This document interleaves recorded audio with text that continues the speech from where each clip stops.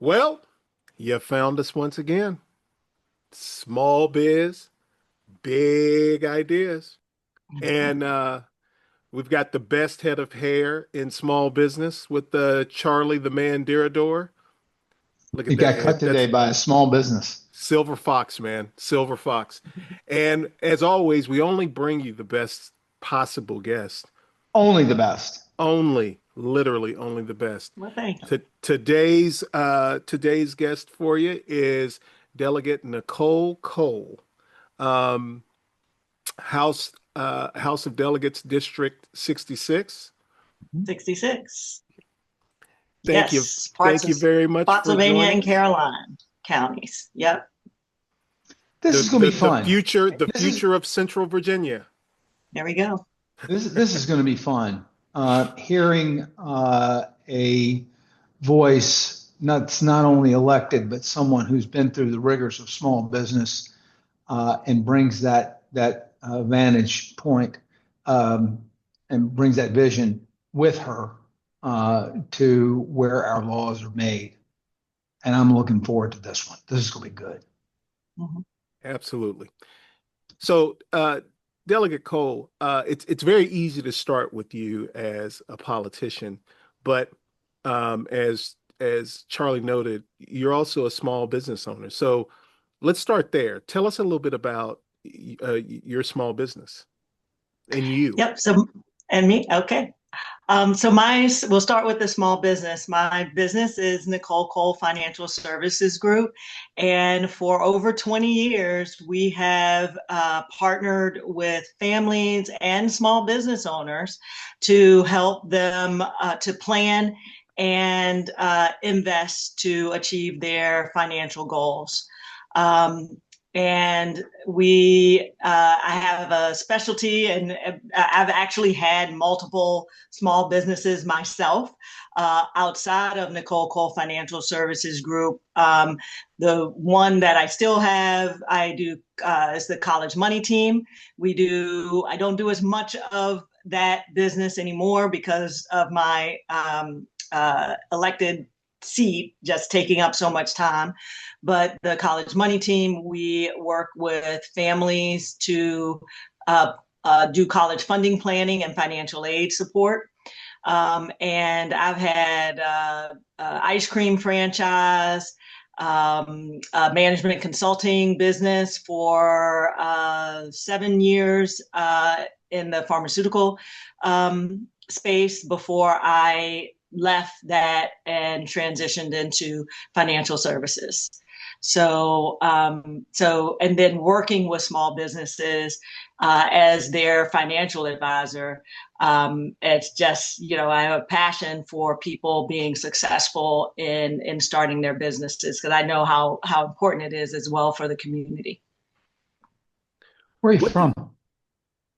I am actually, I, I was born in Hampton, Virginia, so the Hampton Roads area, but grew up mostly from age 7 through high school in Highland Springs, so outside of Henrico County. Went to University of Maryland for my for my business management undergrad. Lived in Maryland until I went to business school at Northwestern Kellogg Business School. I have an MBA in finance and health services management. And then after my MBA, graduated in 97. In November of 97, we opened our ice cream franchise, a Maggie Moo's ice cream store, as well as I started was it no in 99. I'm sorry, we did that in 99. So 97 I graduated. In 99 we started the ice cream franchise, and I started my management consulting business, so in Maryland. So we moved back to Virginia in 2013, and we moved to Spotsylvania at that time. And So your master's interested me because it's an MBA with a focus in healthcare, correct? finance and then healthcare, so two different Right. So my concentration question places. as I read about you today, it seemed to me that you were on your way to hospital administrator kind of work. How did you know that? How did, well, I So I mean, did pharmaceutical I'm sales married coming out into of it a little college. bit, and I know a bunch of people in it. And when I saw that, I was like, okay, where somebody was supposed to What take a left and happened? took a right. So how did that happen?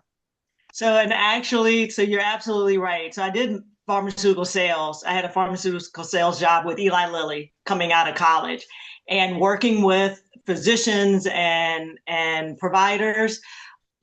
In that capacity, I was just like, oh, I thought I wanted to be in hospital administration. And so that's why I had that focus when I went to business school.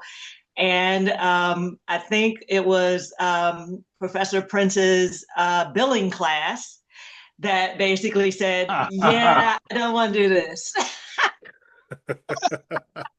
I think I'll do, I don't know, ice I think cream. I'll go back into pharma.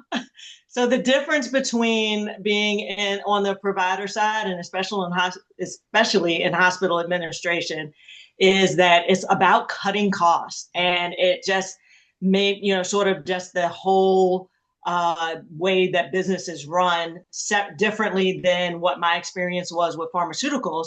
So on the pharmaceutical side, or the drug side, they invest money to make money. On the provider side, they cut money to try to make profits or cover costs. And it was just Margins in the hospital. right.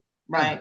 So I just felt like it would just be more stressful than what I would want to deal with. So yeah. Thank you. Yep. So, well, the most important question I have for you tonight is your favorite ice cream flavor. Chunky is actually a Ben and Jerry's flavor. It's Chunky Monkey. So, having been kind of a serial entrepreneur, um, looking back over the years, you've had like, a series of businesses. Kind of what led you to those different progressions? The great explanation on like why you decided the healthcare thing, as you originally envisioned it, ended up not really being your thing. But as you kind of move through, and then it started out with ice cream, and then now you have a very boutique, very sophisticated financial planning business. That's kind of a long trajectory. So for someone out there who, especially more white collar people, who Yeah. start out one way and then start trying to feel their way through, because I've seen people do this in my career also. How did that projection, or how did that trajectory happen Trajectory. for Yeah. you? So really, it was, I'm a planner by nature. Some of our chatting beforehand, you probably gathered that. And I truly, believe in setting goals and then, developing a plan towards achieving those goals so that you can stay on a path for success, or at least have a path, that you can measure and change when need to. But I feel like, you need to have a way forward. And so coming out of the management consulting, really, it was a lifestyle change. At that time, I started out from B school with a management consulting firm. 2 years after I was working with them, I got an opportunity from a client that I was working with to work on a project that they wanted me to be the sort of the director or lead on that project. But I was too junior, and I'd only been working with them for 2 years. I had gotten promotion from management consultant to case manager, but you had to be a senior manager in order to get any compensation, and then also lead a project. And it was a pretty major project for the client that would keep them making hundreds of millions of dollars of revenue per month. And so I helped the general counsel who had the idea put together the presentation to the executives to sell this project, right? And so so he agreed to present it to my leadership at the management consulting firm, and they were like, "Oh, Nicole can work on it, but we have to have another director," and he didn't want that director. And I was also interviewing for a job at a different management consulting firm, which I got an offer. And so he came to me afterwards and said, "Hey, would you do this on your own?" And at that time in 1999, we were getting ready to open the ice cream store. And I was just like, okay, I knew I was leaving. I said, give me 2 weeks to put together a business plan, because I knew I would need help doing it. Right. Put together a business plan, and also to make it make sense financially, I had to say, hey, this is what it's going to cost for me to do that. He would need to get the executives to agree to my costs. And so that's what I did. And they agreed to it. And so I started my own management consulting firm. So that said, when I needed to make a lifestyle change because I was on my second child, and it was just too much travel, too much being away from home, my personal financial advisor was independent, and he encouraged me to go get my financial licenses, securities licenses, to be able to be a financial planner and investment advisor. And he was independent. He did planning. And so I, coming from one business to another, didn't go through a JP Morgan insurance company or anything, just started in the business. So that's how I got here. It was more of a need for a lifestyle change, and already having at least the MBA, and naturally that planning perspective. I just started out with that. That made sense to me, to work with families and business owners and doing that. I have a question with two forks in the road. Maybe that's the way I wanted to say that. Anyway, here it is. Our last guest on this podcast talked about everybody's a salesperson. Everyone is a salesperson. Mm-hmm. So you're moving into your own space, creating your own book of business. How did Nicole become a salesperson, or was Nicole already a salesperson? Were you selling yourself down in college, in grad school, in your first gig? When did you say, I need to sell me? Yeah, I think I was, in a sense, always a salesperson. At least coming out of college, I started in pharmaceutical sales. So I got some more development specifically in sales through that. But I also, again, sort of understand that on the sales side, and because of the pharmaceutical sales, is not so much a direct sale, right? It's selling is about building relationships. Okay. Where have we heard that before, Jim? Yeah. Huh? Yeah. I said, where have we heard that before? If you go back to our last podcast, that's a mantra. Yep. So with pharmaceutical sales, you build a relationship with the physicians, right? And that then naturally sells the content or the product or what have you. Same thing, now doing financial planning. I am building a relationship with a client that has a need.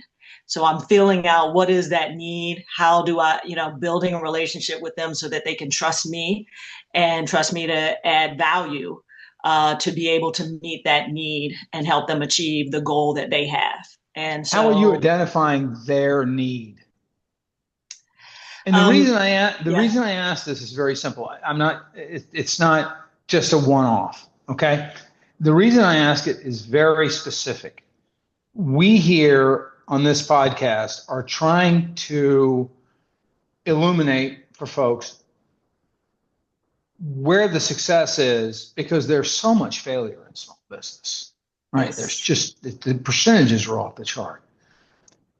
And you have said a couple of times now, I am able to plan, one, two, build from that plan how I'm going to not just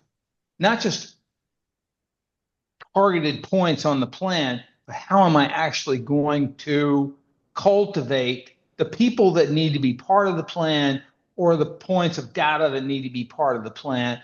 But in the end, you said something in the last segment to the effect of, you are looking for their needs. You're looking at what they need. How did you learn to do that? It couldn't have just been B school, right? No, no. I mean, it some of it comes because, especially in financial, in the capacity, my capacity as a financial advisor, sometimes I feel like I'm a psychologist at times.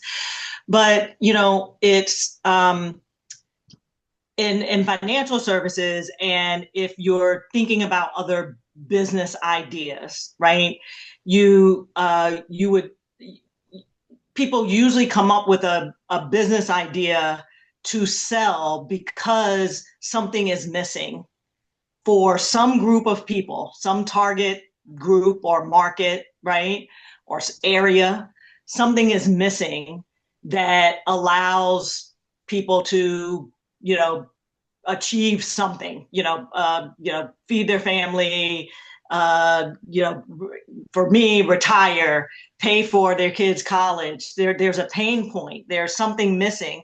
And so if for any, we're sort of thinking broadly, when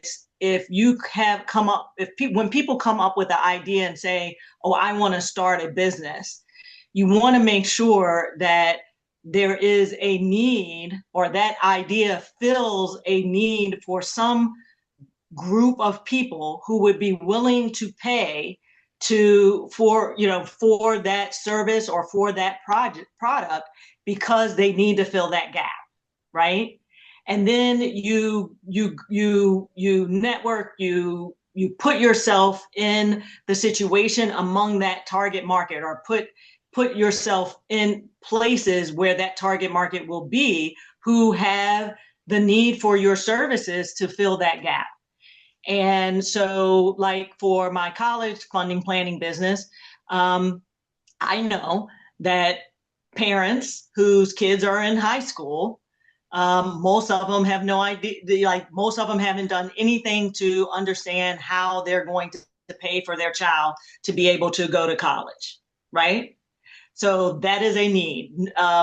In being in financial services, I understand that most financial advisors who do financial planning and wealth and investment management have no clue about how the college funding process works. So that makes me have a specific competitive edge versus other financial advisors, right? All they have is a tool of a 529. And if that family hasn't started much more previously saving into a 529. You mean the week after they were born? Right, exactly. Their kid is in high school. End up they need other here. Financial solutions. That is not going to be a solution for them, right? Right. So, so that's a specific niche, and so I go to the guidance counselors in the high school and say, hey, I can do a parent financial night, and for free, and talk to your parents about how financial aid works, right? How to FAFSA form and the CSS profile form, and how to fund their kids' college, and then offer free initial consultations, and they meet with me, and then that's sort of like an accountant who does tax preparation and financial planning and investment management. They get their clients because they have a need to save money in taxes, and then they can sort of filter through those clients that might maybe make sense to actually do financial planning and investment management. I do that. The majority of my clients, now it's changing as I get referrals, but the majority of my clients come from two sources. Um, uh, Families that the parents are like in their mid 40s to mid 50s, and they need help with how they're going to pay for college, but then they also need help for planning for retirement, right? So we need to accomplish those two goals. And then the other area of expertise where there's a need, especially in this area, are federal employees, and I have a certification for federal employee benefits planning. And that's on the personal side. But then having an MBA, being a planner, and having had multiple small businesses, I also then support small businesses. So those are my niches based off of where I know that there are needs, and I have the expertise to help people to add value to what people are trying to accomplish. I have one follow-up to that. We've asked everybody who's come on this podcast this question basically, and it goes like this. I read a book many moons ago, The E-Myth, and the book was, you know the book. Yeah. Yes. So sort of systematic, sort of franchise type mentality. Well, it's not, I don't know. For me, it was more, it made me understand why people fail. So there's the example, if you've read the book or you remember anything about the book, it might have been a long time ago. It's been a while now. There's a woman who bakes really nice pies, great pies. I mean, unbelievable pies. And everybody in the neighborhood says, you should start a business baking pies. Mm-hmm. And she finds out that she's no good at keeping a set of books. She can't manage people. She's got this one person that's really helpful to her, but she gets ready to say, hey, I'm leaving you. And then the whole thing falls to pieces. What is Nicole's falling down point? What are you not good at? To make sure that I'm sorry, hold on one second. Yeah, go ahead. Okay. All right. What are you not good at? No, I'm not. It's well, here's not the thing. A facetious question. Yes. No. Everybody has their weaknesses. Right. So I am not good at doing my own bookkeeping. So I hire a organization to do my bookkeeping. Right. I am not good at doing my own payroll, or I don't have the time, right, to do my own payroll. So I hire organizations, I hire those services in, right? I am not as efficient with writing life insurance, even though that's part of the plan. So I will work with other advisors or younger other advisor support to do the insurance process for my clients, sort of in tandem. So I'm willing to share, which gives me more share in the way that I do business and to service my clients, which ends up giving me more capacity. Right. As well as, I end up making more money and we grow together, but also not trying to do everything, especially when it's not my expertise. And I understand that early on when you're starting out a business, that sometimes you have to do everything until you can build enough resources to pay for to pay for those jobs to be done, to be able to delegate and pay for other people to do those jobs. But sometimes business owners wait too long to their detriment because they want to keep that money, right? Rather than paying someone else, and they don't realize that is actually making an investment in them being able to do what they do best and do more of it that actually generates more of the money, right? So yeah, that's what I do. It's very interesting that you say that, because that's one of the things I've noticed over time in working with a lot of small businesses, that someone starts a business and they are CEO, COO, CTO, CIO, every O there is. And they get used to doing that, and no one is good at everything, right? There are Right. only certain things you are good at, and either the margins are so narrow that they don't feel like they can invest that money in having someone do the things they are not great at, or they just become so used to doing everything that they're like, well, this is just how it is. And um, I watched my parents go through much of the same thing where they would just not let it go. And, the one or two things that they knew from the beginning they were not good at, they from the beginning said, well, we just have to invest in letting that go. But there were other things it's like, you're really not good at this. You Yeah. really should not be doing this. And, they would always give me this look like, well, I mean, it is what it is. We gotta, Yeah. and it's one thing I've told small businesses is, hey, if you're not good at something, you're probably bad at it, which means Yeah. so you think you can't invest, I'm making this up, that $10, you're costing yourself 20 by continuing to do it. It doesn't Right. feel like that, but when you take a step out of the moment you're in and look at it, you're losing money continuing to do this Right. because you're And inefficient, you it don't really know what you're doing, and you're creating liability for yourself. and people don't realize like the expertise that the person who actually does that for a as their job day in and day out. Yeah, you might be able to do it, physically, you may have the time to do it, but, being continually educated, improving your skills in it, knowing, all of the things that are changing about whatever that is, since if that's not your primary thing that you do, then you are actually even costing yourself even more because, like, so, for me to do my own taxes, for example, that, I have to take the time to really to understand the tax code.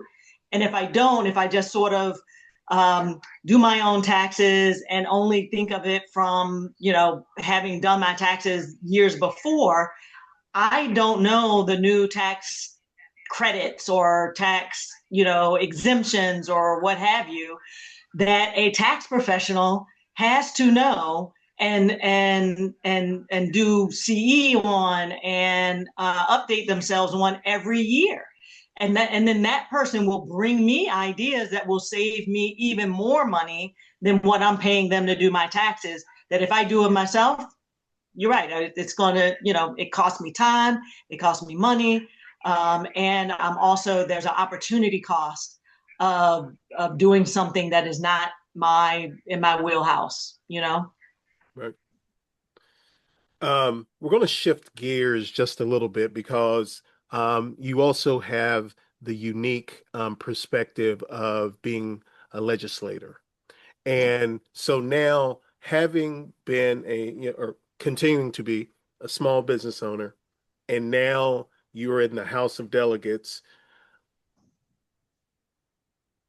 what do you see as being kind of some ripe areas for change in the Commonwealth as it relates to kind of supporting small business?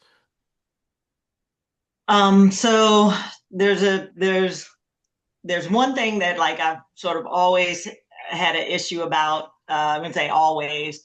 I actually used to do workshops for bond,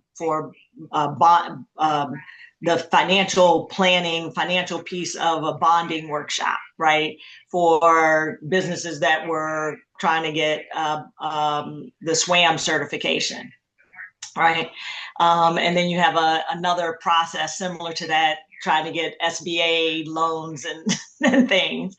So Yeah. that's one thing that I think that we can definitely improve on because to streamline the process that is supposed to benefit small businesses, it actually is very cumbersome to Yes, ma'am. apply for certifications in order to be able to get government, state government contracts or federal government contracts. It's just like, it's a process that corporations don't have to go through. And it actually is a obstacle, the way that process is set And up. it shouldn't be. It should Right, be a exactly. I pathway mean, like, rather than an obstacle. right. I mean, so how do you make how do you create, how do you make a process that is supposed to be helpful to small businesses to gain the resources, whether it be capital or other resources to build their business and grow their business?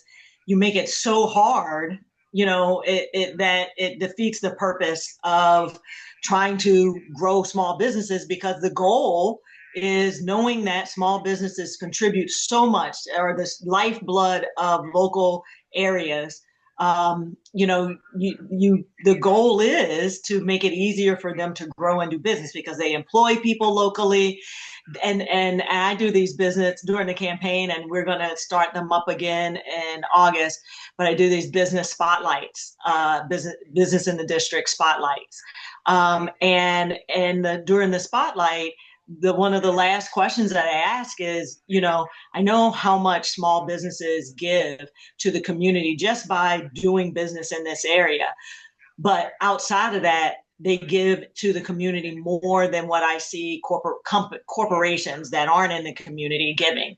How do you give? And they all are like doing so much community service, not just donating money, but like being like leading initiatives. A lot of them have a nonprofit and the business, because they want to give back to the community. And so those processes, like, getting a SWAM certification in order to help them get business with the state, just need to be so much easier to qualify for. So that's one thing. And then the other thing is, just sort of where's the pain point, where I see the pain point as a delegate for businesses now, is healthcare, health insurance, right? Whether it be for the business owner or for their employees, that burden, like it was already hard enough to be able to carry health insurance if you have, less than 50 employees. And a lot of small businesses are even less than that. But now it's only going to get worse, right? And that is something that, and that may really cause some harm on employees not being on turnover, or losing employees because of health issues, whether it be themselves or their kids or parents or what have you, or even the business owner, not being able to afford health insurance on their own. And so, that's going to be a big deal. I wasn't able to pull the exact legislation, but as a financial advisor, I believe last year the law was established that takes effect July 1, that requires businesses that have over 5 employees to set up a retirement plan. So, or either join in on Retire Ready, I think it is. For me, I'm trying to reach out to my business owners because I want them to have me set up their retirement plan, but they're going to have to, it's not something that they have to contribute to, but they have to create a access for their employees to be able to save for themselves for retirement. If you could, you know, wave a magic wand and reimagine what small business support looks like, kind of at the state government level, what would it look like for you? I guess it would look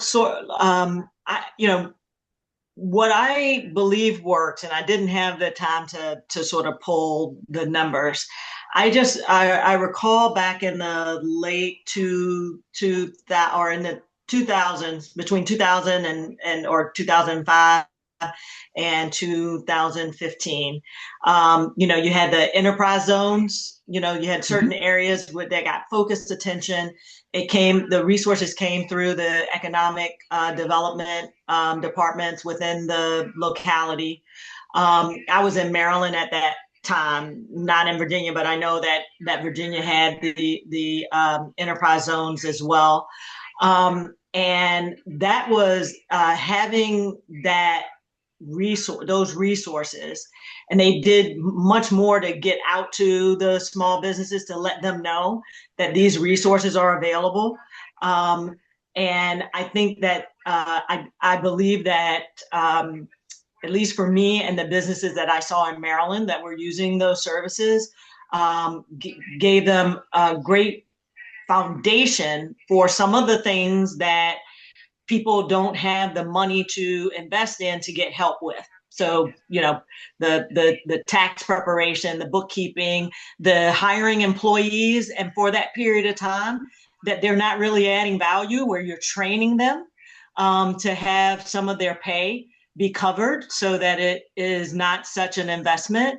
So then, by the time, you're covering their pay, they're actually contributing, back. And so you get a return on at least your part of the investment. That kind of sort of going back to that kind of structure and shoring it up. I know we have the workforce offices that, and not enough of them, not staffed heavily enough. Not nearly, and not nearly. Yes, all of the things. So more. I'm not agreeing with you. I'm not agreeing with you. I'm making the point. You're right. Yeah. Right. I mean, we are not as a state where we need to be when we need to be there. Yes. And I'm not saying we have to be everywhere. Right. But Jim and I, having worked on the transition piece for small business, that was one of the things that really popped out, is that we aren't where we need to be when we need to be there. But please continue. I apologize. Long way of agreeing with you, Delegate. Yeah. Mm-hmm. So, but that would be something. And I felt like those, the way that, nationally, or at least, my experience in Maryland, and I feel the same thing happened. I think that was a result of a lot of growth in the Fredericksburg area for a period of time for businesses in the Fredericksburg area. We should be able to, as a state, identify where we need those enterprise zones, Caroline County, and then to focus resources. I think we can do that. And I think that the proper level of resources need to be allocated. One of the things that, as Charlie talked about, kind of things we talked about in the past is, the tech assistance piece, and literally flooding the field with representatives who can direct people to tech assistance, because it takes the conversation somewhat full circle. The person who needs accounting services, the person who needs legal help, the person who needs some type of IT support, but they can't those things afford they aren't those good things. at. Right. They Yeah. can't afford Right. those things. And, Right. is it a better use of government funds to make tech assistance, on a limited basis available to those businesses to help bolster them along? Obviously, it's not meant to be a long-term answer. I hate to use the old Bill Clinton line. It's not a handout, it's a hand up, right? Right. To help somebody get stabilized on their feet as a business, and then almost like the 8A program, graduate them along, right, when they know that they have, the proper supports in place for them. And so, Yeah. that is one of the Especially things when I you're really want to asking see. them during that certification process, you're asking them to provide financial statements. Well, shoot, Right. they Right. they can't They don't know how to do it yet. Yeah. in order to Yeah. get the information in to generate a financial statement. So if for a year or 2 years, that they could have that type of support covered. So then they can have good statements and then be shepherded into a program where now you can provide these statements and then get additional resources to grow in other areas. Yeah, absolutely. Absolutely.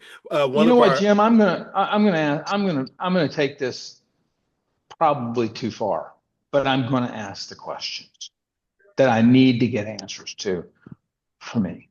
okay.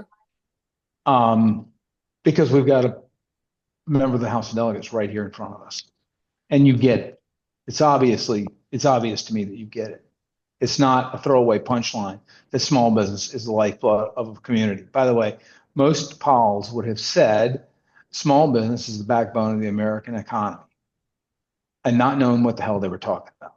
You said, and I paraphrase, small business is the lifeblood of the communities they are in, which is exactly how it should be stated, not blowing smoke.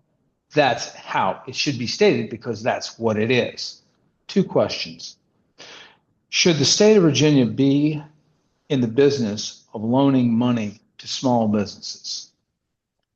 Or should the state of Virginia consider giving those tranches of money over to regional banks and small banks throughout the state and let the banks handle the loaning of the money, the servicing of the loans, and allow the state to back the loans?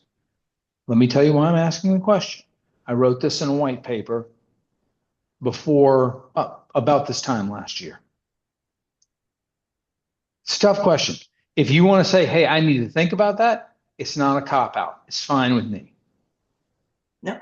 So I think the latter solution is better, to have the state back it, but there has to be a quality control, so that there's not bias in the way that the banks, credit unions decide on, how they're going to who they're going to loan the funds to. There has to be an understanding of a different criteria for people to qualify for those funds, because you're not gonna get people who have really strong financials who do need the funds, right? And so you have to make sure that the bankers are also, for being able to do this, they're also going to be providing services to help train the business owner to as to how they manage. Some of those services, not necessarily the bookkeeping and everything, but to like that they're required to meet with the business owner on a quarterly basis to talk about, like, business issues or what have you, how they're doing to track them. There has to be some additional hand holding and servicing. The other thing that I would say too is I prefer the model of the state not doing the like hiring in the employees to do the work, using the business community. So whether it be banking for the loan part of it, but for the, we're going to be able to or provide 2 years worth of bookkeeping, some, tax free, tax preparation, that also get farmed out to small businesses. The state provide the money for the small businesses to do those services, right? So you're doing builds B2B, those businesses. right? You're encouraging right. B2B. Exactly. And so then when they transition out, they already have a professional that they've been working with who is a business owner that they can transition to, and then they start paying for the services, right? Yeah. It starts to feed the ecosystem that way. And Right. That's really brilliant. one of the things Charlie and I and others have talked about is how every small business is its own little econ development project, Yes. right? Mhm. You've got tax incentives built in there. You've got employment built into it. You have location built into all of that. So when you start looking at it, you start pulling it apart. I mean, it's not sexy, right? It's not some big Oh, the hell it's you know, not. five that well, it's Well, not the sexy to thing. It's us, not because the this is To thing. our us it Well, city, well, to right? is. us it is, but it's not the thing that people look at and say, well, it's going to be 5,000 jobs and it's going to be, Oh, right. 10 acres or 100 acres of land. No, it's actually going to be something much more achievable because those kind of projects you get one, maybe two bites at that apple a year. If you're lucky, by the way. If you're Right. lucky, you'll get something that big. But the reality is, every day somebody's starting a taco truck. Every day somebody's starting their plumbing business. Every day somebody's opening a restaurant. Every day somebody's opening a barber shop, right? Every Right. day those things are coming online. And what are we doing to support And those it's little once econ that Lego development? came here. Yeah, Hmm? But it's once that Lego came here, and I guarantee you, three people are sitting at a kitchen table tonight trying to figure out how they're going to start an HVAC company, how they're going to start a plumbing company, how they're going to start a restaurant, where they're going to go get the money. And I just look, we've lost our place in the CNBC poll, and that grinds on me like you wouldn't believe. And I'm not here to preach politics. God knows that's not what this podcast is about. But we need to get back in number one because that helps with recruitment, that helps with retention, and that tells a better story than we're number two. I hate to say it, Right. if you ain't winning, you're losing. right, right, right. Thank Yeah. you, Ricky Bobby. So Thank you, David. as Thank you, we baby Jesus. That was that was who I play. That was my Halloween costume. Perfect. That's Seriously. because you believe in you. hey,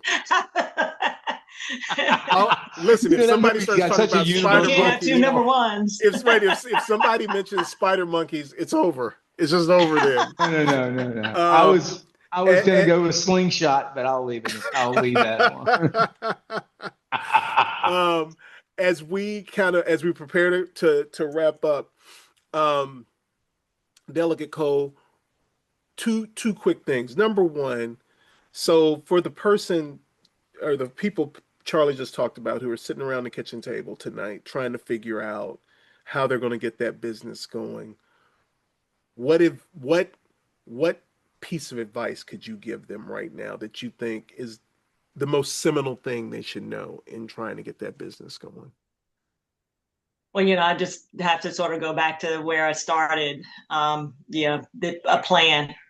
You have to, whether it's an HVAC business or auto parts business or a financial services business, and all a plan takes really is to imagine what you want your business, what you want that to look like 5 years from now. Just like imagine it, put those imaginings on paper, and then start organizing the imaginings into, this is what I imagine it to be.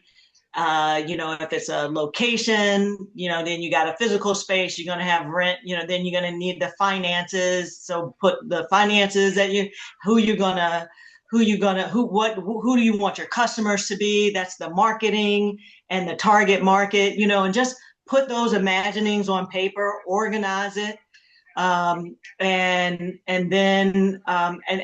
then figure out how much money do you need to get it started, right? And if you don't already have it, you're gonna need to have some, sort of like God helps the child who has his own. You're gonna have to have some of your own, right? And then figure out like how you can get the additional money, whether you're going to need to develop it, whether you're going to need to go to a bank. But anyone else that's going to put any money towards what you do, they're going to want to have and see your plan, right? So start there. Start with your imaginings, put it on paper, and just keep moving forward with that. How much do you journal? I journal every day. I knew it. I could see that one coming Oh my a God. mile away. No, I mean, it's a terrific, sometimes it's just like a I just successful write. person's habit. It is Huh? it's a successful person's habit. I get an idea and I'm like, okay, I got to write it down, right? I got to write it down. And sometimes if I don't have anything going on in my head, I'll listen to something and I'll just like keep playing that and write down what they're saying, right? To get it in my head, especially if it's affirming or something that I need to remember or do or apply. It helps me to remember it if I, write it down. So, so and that's a way of me being consistent with myself as well, to make sure that I actually, write something in my journal every day, even if it's just a sentence. I'm sorry, Jim, I interrupted your No, second question, but I was like, if I ask her if she journals, I'm going to get one hell of a response. um, Final question for you is do you foresee any small business legislation of interest coming down the pike over the next year? You know, I don't have anything in my head right now, like because it's and I um I want there to be. So, and actually, I should say this.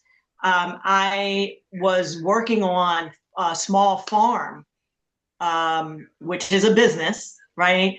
I was actually working on some small farm bills, and for budget funding, because we have many more small farms, and and agriculture is the number one industry in Virginia. Still, maybe at some point data centers will be, I don't know. Anyway, but it's agriculture, and so and our small farms are hurting, and so on the small and for me, like I support agrivoltaics. Like I think that like our small farmers need the support in creating multiple revenue avenues for their farms, right? And we need to also, from a legislative side, provide more support for small farms to thrive and to be viable in Virginia. So I was working on a sort of budget and a proposal for Office of Small Farms, and I was slowed down on that because the Spanberger administration met with the Secretary of Agriculture. They also have that within their plan.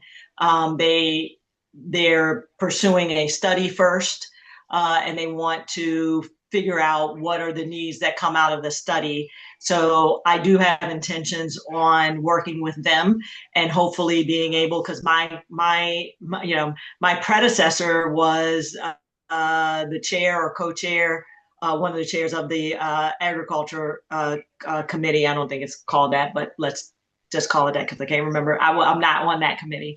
And we have Caroline has a lot of farms. Some of my district in Spotsylvania is farming oriented, and so I want to bring some resources there for my district, but also for the Commonwealth. My mindset had been more focused as far as small business was concerned on the farms piece. But I would like to look at and change, what needs to be changed. Two things. Now we come back. We have some SCC processes that we need to relook at on how the SCC, the State Corporation Commission, sort of regulates and supports businesses, right? And what types of improvements or what role they should really be playing.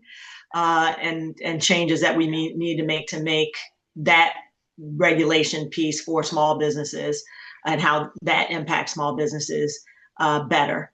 So that's going to be some work and research and conversations. But then on the small business certification side as well, I think you and I had a conversation about making it in a sense more, well, I'm not going to use that term, just making it more specific to support for small business based off of size. Right. Right. Right. So there is no question about what, support is needed. And people don't get things pulled up from under them because of, a climate of that's coming down, like from this federal administration, where businesses are being harmed just because they were in a minority group that got support because they had a small business, right? Not because they were a minority group, or not because they were part of a minority group, but because they were a small business. And that's a very important point to make. Yes. Yep. Right. But, I promised myself when we started tonight that I was not going to go raging D on anybody. Right. I mean, that's not what we're here for. We're here to hear from people from all walks of life. And I think we've been very fortunate to hear from a legislator who, it seems to me, has some common sense tonight. And I want to thank you very much. Jim normally takes us out, but thank you very much for coming on tonight. And whoever did your logo, thank you. If this all goes to hell in a handbasket for you, you've got the logo for a late night television show on CBS, possibly. A little moon back there, the Nicole Cole Show. I know who to come to when I decide, okay, I'm gonna. Hey, it's the Nicole Cole Show with Nicole Cole. I mean, come on, it's just easy. Well, awesome. on that fun note, Delegate Cole, thank you very, very much for joining us. Thanks everyone for listening to Small Biz, Big Ideas. And as I always love to say, be good, be better, be best. It's a Monday. I'm having a day. Be awesome. Good answer. Excellent. All right. Thanks, everyone. Thank you. Bye, Del.